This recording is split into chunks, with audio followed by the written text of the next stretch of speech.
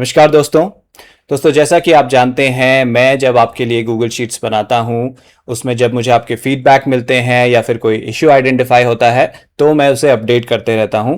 और कुछ ऐसे अपडेट्स होते हैं जो आप डायरेक्टली अपनी शीट में कर सकते हैं, कुछ ऐसे अपडेट होते हैं जिसके लिए आपको पूरी शीट की कॉपी बनानी पड़ती है क्योंकि वो थोड़े कॉम्प्लेक्स हो सकते हैं या फिर मल्टीपल नंबर ऑफ अपडेट्स हो सकते हैं जो एक साथ करने के लिए पूरी कॉपी बनानी पड़ती है शीट की। तो आज के वीडियो में मैं आपको यही बताने वाला हूं और डेमो देने वाला हूं कि कैसे आप अपनी शीट को डायरेक्टली अपडेट कर सकते हैं अगर मैंने फॉर्मूला वगैरह दिए हैं जो अपडेट करने हैं, या फिर अगर नहीं दिए हैं फॉर्मूला तो कैसे कॉपी बना के अपडेट कर सकते हैं। तो बेसिकली कोई भी आप मेरी गूगल शीट जो लेटेस्ट मैंने 1-2 साल के अंदर बनाई है उसमें मैंने एक नई शीट डाली है जो आपको चेंज लॉग टैब के तरह दिखता है। नीचे मैं यहाँ पे दिखा रहा हूँ चेंज लॉग, ठीक है। तो यहाँ पे आपको वो डिटेल्स मिल जाती हैं कि किस दिन ये शीट बनी थी, किस दिन इसमें कौन सा अपडेट आया, कौन सा चेंज आया, पूरी डिटेल्स और क्या चेंज था वो, और अगर उससे कोई रिलेटेड वीडियो है तो वो सारी डिटेल्स यहाँ पे आपको इस शीट में मिल जाती हैं।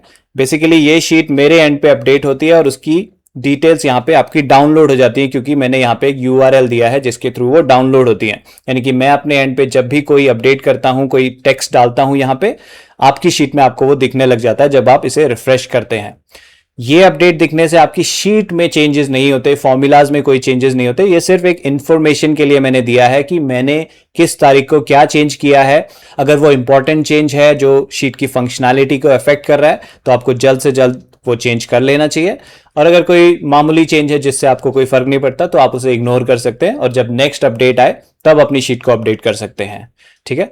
तो यही बताने के लिए कि चेंज लॉग शीट में कैसे मैं इंफॉर्मेशन डालता हूं, क्या दिखाता हूं, तो एक एग्जांपल के साथ आपको समझाता हूं। तो ये मेरी DMA plus car plus volume breakout 3-in-1 trading system वाली स्ट्रैटेजी की शीट है।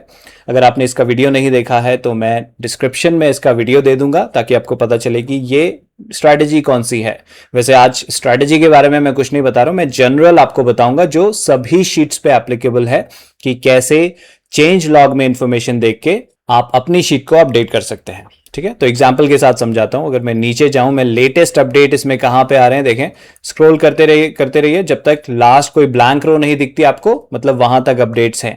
तो इसमें मैंने रिसेंटली 6 अगस्त को जो अपडेट किए थे उसमें मैंने कुछ मेजर फॉर्मूलाज अपडेट किए थे, और ताकि आप लोगों को पूरी शीट की कॉपी ना बनानी पड़े मैंने फॉर्मूलाज यहां दे दिए थे।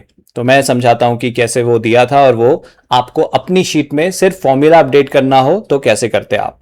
तो ये 6 अगस्त को मैंने मल्टीपल शीट्स के अपडेट दिए थे। तो सबसे पहला अपडेट यहां देखिए 6 अगस्त चेंजेस मेड। यहां पे मैं ये बताता हूं कि मैंने क्या चेंज किया है। तो यहां लिखा है updated the car calculation formula. तो इस स्ट्रैटेजी में हम एक कार वैल्यू यूज करते हैं तो उसका जो कैलकुलेशन का फॉर्मूला है वो मैंने अपडेट किया। रीजन फॉर चेंज में मैं आपको ये बताता हूं कि क्या रीजन था, क्यों चेंज करना पड़ा। सो यहां इसका रीजन था they were showing incorrect values for some stocks. कुछ स्टॉक्स के लिए गलत वैल्यूज आ रही थी इसलिए ये फॉर्मूला चेंज करना था ताकि हमें सही वैल्यूज मिल सकें। फिर नेक्स्ट मैं यहां बताता हूं शीट अपडेटेड। तो यहां पे मल्टीपल शीट्स होती हैं, मल्टीपल टैब्स होते हैं हमारे पास। कौन सा पर्टिकुलर शीट मैंने अपडेट करी है इस शीट के अंदर उसका नाम यहां पे आपको दिखेगा। जैसे ये वाला अपडेट था टर्नओवर स्कैनर के लिए, और फिर राइट में स्क्रॉल करेंगे तो मैं फिर ये देता हूं सेल नंबर। अगर कोई मैंने पर्टिकुलर सेल के अंदर फॉर्मूला अपडेट किया है तो आपको यहां पे सेल नंबर दिख जाएगा। जैसे इस केस में S4 है, ठीक है। अभी मैं आपको दिखाऊंगा प्रैक्टिकली वो कहां पे है, कैसे लोकेट करते हैं S4 को।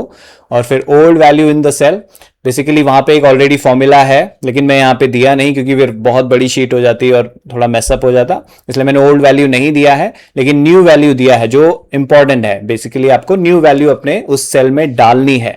तो आप क्या करेंगे, यहां न्यू वैल्यू में आपको दिख रहा है लंबा सा फॉर्मूला है, सिंपली इसके अंदर डबल क्लिक कीजिए, कंट्रोल ए दबाएंगे, सब कुछ हाईलाइट हो जाएगा उस सेल के अंदर। डबल क्लिक करने के बाद कंट्रोल ए, अगर बिना डबल क्लिक कंट्रोल ए किया तो पूरा शीट यहां से कॉपी हो जाएगा, वो नहीं चाहिए हमें, इसलिए हमने सेल के अंदर डबल क्लिक किया, फिर कंट्रोल ए से सेलेक्ट ऑल कर लिया।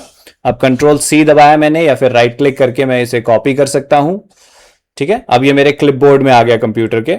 अब यहां से छोड़ के मुझे कहां जाना है, वापस एक और बार देखते हैं, टर्नओवर स्कैनर वाली शीट में जाना है और S4 सेल में जाना है।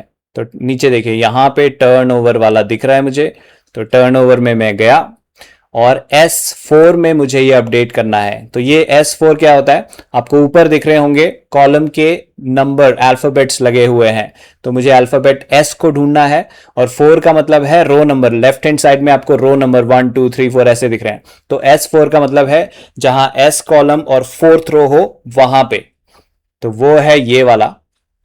ठीक है, अब जब आप इस पे क्लिक करेंगे ना, ऊपर यहां फॉर्मूला बार में टॉप में आपको दिखा भी देगा वो सेल नंबर क्या है, ताकि आप श्योर हो कि आप सही सेल को अपडेट कर रहे हैं। S4 है ये सेल। तो इसको अपडेट करने के लिए आपको क्या करना है, डबल क्लिक करना है। अगेन सिर्फ सेल को ही अपडेट कर रहे हैं, उसके अंदर फॉर्मूला है, तो मैंने यहां पे डबल क्लिक किया। इसमें जो अभी का फॉर्मूला है वो मुझे दिखा रहा है। ठीक है, तो इसको पहले मैं डिलीट कर दूंगा, तो कंट्रोल A दबाया मैंने, ये फॉर्मूला हाईलाइट हो गया, डिलीट, अभी वो फॉर्मूला हट गया है। और फिर मैं किसी भी फॉर्मूला डालने के लिए सबसे पहले हमें इक्वल टू साइन डालना होता है। मैं चेंज लॉग शीट में इक्वल टू साइन डाल के नहीं दे सकता, क्योंकि वो फिर उस शीट में फॉर्मूला की तरह दिखने लग जाएगा और वो शीट को मैसअप कर देगा। तो वहां मैं बिना इक्वल टू साइन डालता हूं। तो जब आप यहां फॉर्मूला अपडेट कर रहे हैं, पहले इक्वल टू साइन डालिए और फिर जो आपने कॉपी कर रखा है अपने क्लिपबोर्ड में, वो राइट क्लिक करके पेस्ट एज प्लेन टेक्स्ट कर दीजिए। ठीक है, अब मैंने नया फॉर्मूला पेस्ट कर दिया और उसके बाद एंटर दबा दीजिए।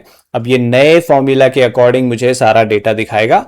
तो इतना सिंपल है आपको फॉर्मूला अपडेट करना। ठीक है, तो ये वाला अपडेट मैंने कर लिया। अब इसके बाद जो नेक्स्ट अपडेट है वो भी 6 अगस्त का था। Updated the car calculation formula, basically वही चेंज है, लेकिन क्योंकि हमारे पास मल्टीपल शीट्स होती हैं जहां स्कैनिंग होती है, तो पहला चेंज था टर्नओवर स्कैनर के लिए। अब जो नेक्स्ट चेंज है वो है वॉल्यूम स्कैनर के लिए, और उसमें भी S4 में हमें ये वाला फॉर्मूला डालना है। तो सेम प्रोसेस, यहां से इसको कॉपी करूंगा मैं, डबल क्लिक करा, कंट्रोल A करके ये सब हाईलाइट कर लिया और कंट्रोल C करके फॉर्मूला कॉपी हो गया। अब मेरे को जाना है वॉल्यूम स्कैनर के S4 सेल में। तो नीचे देखिए वॉल्यूम स्कैनर का टैब है, यहां पे मैंने वहां क्लिक किया और फिर मैं S4 को लोकेट करता हूं।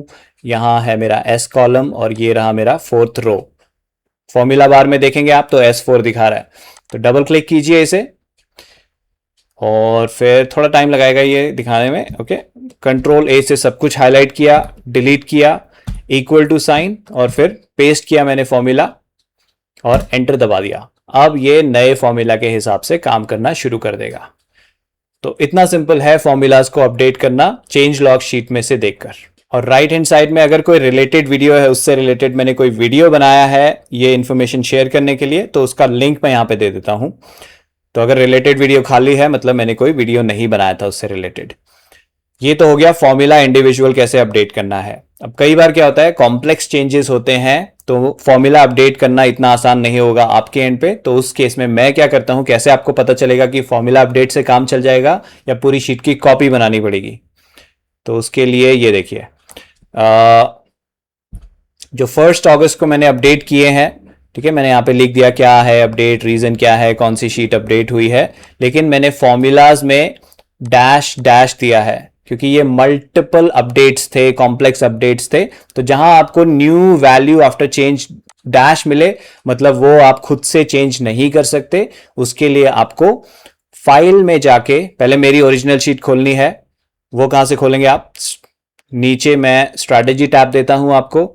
स्ट्रैटेजी टैब में जाके ओरिजिनल शीट्स लिंक, इस पे क्लिक करेंगे तो मेरी ओरिजिनल शीट खुल जाएगी, मतलब जो मैंने अपने एंड पे शीट अपडेट की है वो खुल जाएगी।